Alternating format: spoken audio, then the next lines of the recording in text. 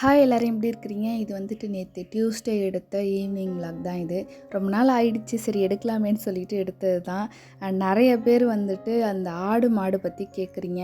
அதே மாதிரி இந்த மாடு எத்தனை மாடு வளர்க்குறீங்க, அதுக்கப்புறமா வந்துட்டு எவ்வளோ பால் கறக்குறீங்க, இன்கம்லாம் எவ்வளோ வருதுன்னு சொல்லி கேட்டிங்க. அது ஃபுல் வீடியோ போடணுன்னா அது ரொம்ப லென்த்தாக போகும்.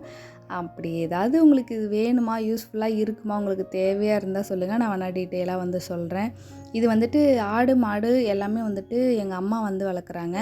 நான் எனக்கு எப்பப்போலாம் வந்துட்டு பிள்ளைங்களுக்கு லீவோ இல்லை வந்துட்டு ஈவினிங் டைம் சீக்கிரமாக வீட்டு வேலையெல்லாம் முடிச்சுட்டு இருப்போமோ அந்த மாதிரி டயத்தில் போய் நான் ஹெல்ப் பண்ணுவேன். மோஸ்ட் ஆஃப் வந்து இந்த வேலை சாணி அள்ளுறது, மாடு பால் கறக்கிறது, ஆடு பார்த்துக்கிறது, இது எல்லாமே வந்துட்டு எங்கள் அம்மா பார்த்துப்பாங்க. வீட்டு வேலையை வந்து நான் பார்த்துப்பேன். மாறி மாறி நாங்கள் வந்து ஷேர் பண்ணி வேலையை பிரிச்சுக்கிறது. அதுக்கப்புறமா இவங்க வந்துட்டு ரீசெண்டாக 2 வாத்து வாங்கியிருந்தோம். அதில் வந்து ஒருத்தங்களை சாப்பிட்டுட்டோம், இன்னும் ஒருத்தங்க தான் இருக்கிறாங்க. அதுக்கப்புறம் உங்களுக்கு தான் ஆல்ரெடி தெரியும், நம்ம வீட்டில் கோழி வந்து வளருது.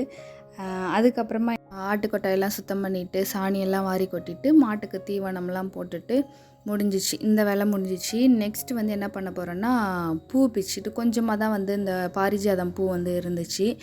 இது முன்னாடியெல்லாம் நிறைய பூக்கும், செடியெல்லாம் கட் பண்ணி விட்டாச்சு, இப்போ தான் பூவெல்லாம் வர ஆரம்பிக்குது. முன்னாடி நம்ம வீட்டில் வந்து நிறைய பூச்செடியெல்லாம் இருக்கும். இந்த கோழி, ஆடு, மாடு எல்லாம் என்ன பண்ணுதுன்னா போட்டி போட்டுக்கிட்டு எல்லாம் சாப்பிட்டு சுத்தமாக தரமட்டமாக்கிடுச்சு. இப்போ தான் ஆட்டுக்குட்டியெல்லாம் விற்றுருக்குறோம்.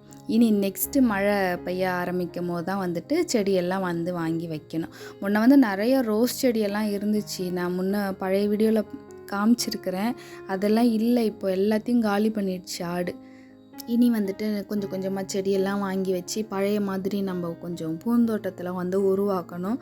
சாமிக்கு பூ வைக்க தான் முடிய மாட்டேங்குது, அதுக்காக ஒன்று ஒன்றா வச்சா எல்லாத்தையும் காலி பண்ணிடுது. இனி அதுக்கப்புறம் பரண்டை கொஞ்சமாக தான் வந்து வந்துருந்துச்சு. இன்னும் மேலெலாம் இருக்குது, எனக்கு அந்தளவுக்கு மேலெல்லாம் பிக்க தெரியல. கீழே உள்ளதை மட்டும் பிச்சு எடுத்தாச்சு. இதெல்லாம் வந்துட்டு என்ன பண்ணணும்னா நெக்ஸ்ட்டு துவையல் வந்து ரெடி பண்ணணும். அதுக்கப்புறம் மார்னிங், ஆஃப்டர்நூன், ஈவினிங் இந்த மாதிரி டயத்துலலாம் வந்துட்டு கோழிக்கு அரிசி போடுவோம்.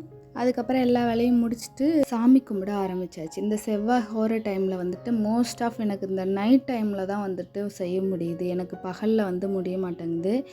அப்படி பகலில் டைம் கிடைக்கும் போது பண்ணலான்னு பார்த்தோம்னா இந்த வெத்தலை கிடைக்கவே மாட்டேங்குது.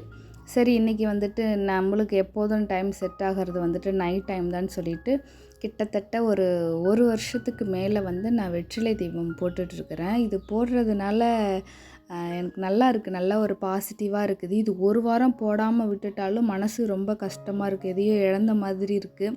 அப்பயும் மிஸ் பண்ணிடுறேன்.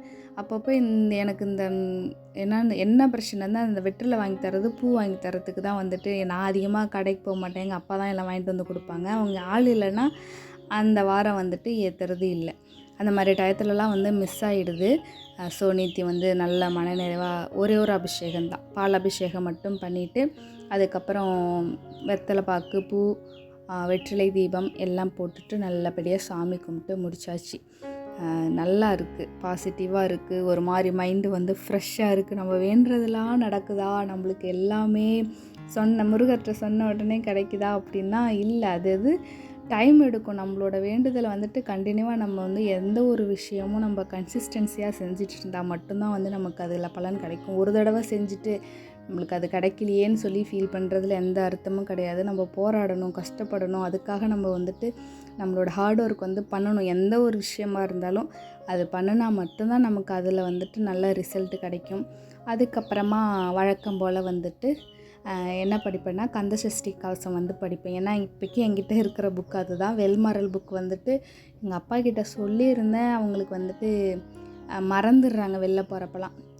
அதுக்கப்புறம் சூடம் ஏற்றி சாமி கும்பிட்டுட்டு இன்றைக்கி வந்து டியூஸ்டே தான் எங்கள் ஊரில் சந்தைன்னு சொல்லியிருந்தேன் இல்லையா, இந்த வாரம் வந்துட்டு எங்கள் அம்மா போயிருந்தாங்க.